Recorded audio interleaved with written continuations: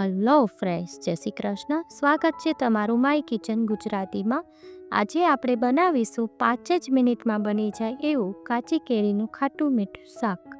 આને કેરીનું વઘાર્યું પણ કહેવામાં આવે છે અને જેને ફ્રીઝ વગર 10 દિવસ સુધી સ્ટોર કરી શકો છો. ટ્રાવેલિંગ માટે તો આ શાક બેસ્ટ છે. આને તમે થેપલા, પૂરી, પરાઠા કે ભાખરી સાથે એન્જોય કરી શકો છો. તો ચલો બધી ટિપ્સ અને પરફેક્ટ માપ સાથે બનાવવાની શરૂઆત કરીએ. જો તમને આજની રેસીપી ગમે તો લાઈક કરજો, શેર કરજો અને આજ સુધી તમે મારી ચેનલમાં નવા હોય તો ચેનલને સબસ્ક્રાઈબ કરી દેજો અને બાજુમાં આવેલા બેલ આઇકનને પ્રેસ કરી દેજો, જેથી આવનારા બધા જ નવા વિડીયોનું નોટિફિકેશન તમને મળી જાય.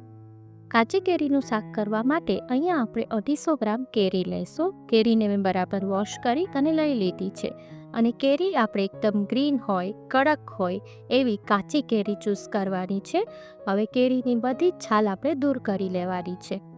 ત્યારબાદ એને આ રીતે આપણે પીસમાં કટ કરવાની છે અને આ રીતે એની જે ગોઠલીનો પાર્ટ હોય એ દૂર કરી દેવાનો છે અને આ રીતે એક સરખા પીસમાં આપણે મીડિયમ પીસ કરી લઈશું. પછી જે કેરીની ઉપર જે કડક પાર્ટ હોય છે, જે ગોઠલીની નીચે હોય છે, એ કડક પાર્ટને આપણે દૂર કરી લેવાનો છે. હવે જો હું તમને એક પીસ પણ બતાવી દઉં કે કેટલી સાઇઝના આપણે પીસ રાખવાના છે. જો આટલી સાઇઝના આપણે પીસ રાખવાના છે.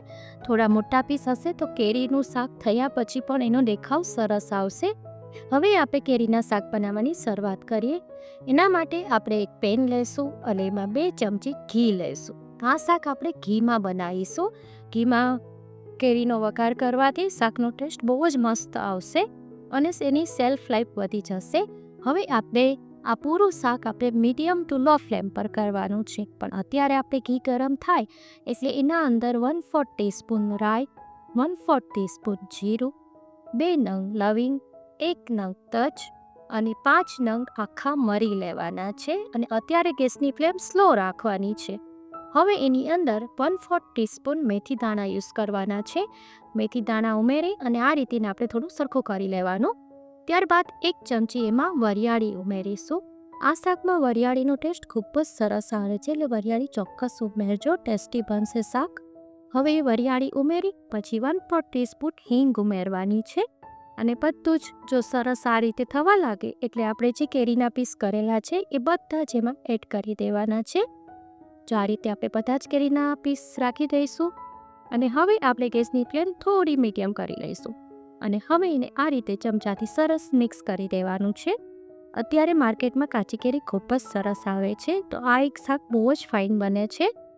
હવે એની અંદર આપણે અડધી ચમચી મીઠું ઉમેરીશું અને 1/4 ટીસ્પૂન હળદર પાવડર ઉમેરીશું. મીઠું ઉમેરવાથી કેરી ફટાફટ ચડી જાય છે. ઉનાળાની ગરમીમાં આ શાક ખાવાથી લૂ નહીં લાગવા દે અને હેલ્થ માટે પણ બહુ જ સારું છે આ શાક. હવે જો આપણે સરસ આ રીતે મિક્સ કરી દેવાનું છે અને હવે એને 1 મિનિટ માટે ઢાંકી અને ચડવા દેવાનું છે.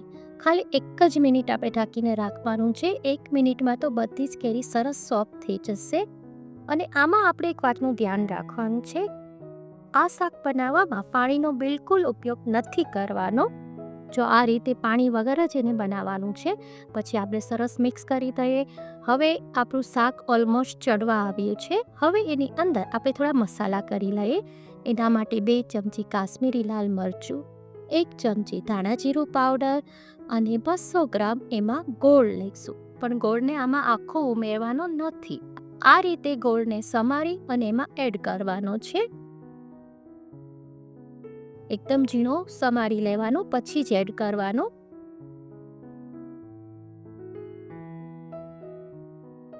બસ જો આ રીતે ગોળ મિક્સ કરી અને પાછું આપણે થોડું હલાવી અને 1 મિનિટ માટે એને ઢાંકી અને ચડવા દઈશું.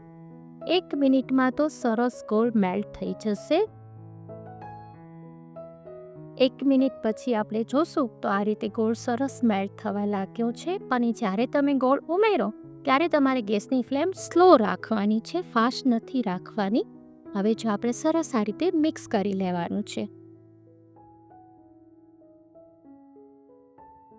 આમાં આપણે ગોળની ચાસણી નથી કરવાની કે કોઈ તાર નથી કરવાનો. જસ્ટ બસ જો આ ગોળ આ રીતે મેલ્ટ થાય ત્યાં સુધી જ આપણે કરવાનું છે અને પછી આ રીતે કેરીનો પીસ લઈ અને એની ચાકુની મદદથી ચેક કરી લેવાનું. જો કેટલું મસ્ત ચડી ગયું છે ને, બસ આ ટાઈપ ચડાવી લેવાનું છે. આ શાકનો ટેસ્ટ એટલો ખાટો મીઠો હોય છે ને, જેથી બાળકોને આ કેરીનું શાક ખૂબ જ ભાવશે. આ કેરીના શાકને તમે 10 દિવસ માટે રૂમ ટેમ્પરેચર પર સ્ટોર કરી શકો છો અને 1 મહિના સુધી તમે એને ફ્રીઝમાં રાખી શકો છો. 1 મહિના સુધી એ ખરાબ નહીં થાય, પણ આ તો તરત જ ખવાઈ જશે, એટલું ટેમ્પટિંગ તૈયાર થાય છે.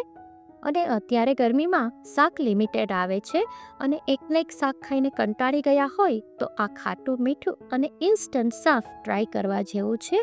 તો ઇઝી અને ફટાફટ બની જતી આ કાચી કેરીનું ટેમ્પટિંગ શાકની રેસીપી તમને કેવી લાગી એ મને કમેન્ટ કરીને ચોક્કસ કહેજો. જો તમને મારી રેસીપી ગમતી હોય તો લાઈક કરજો, વધારેમાં વધારે શેર કરજો અને સબસ્ક્રાઈબ કરવાનું ના ભૂલશો. ફરી મળીશું એક નવી જ રેસીપી સાથે. Till then bye bye.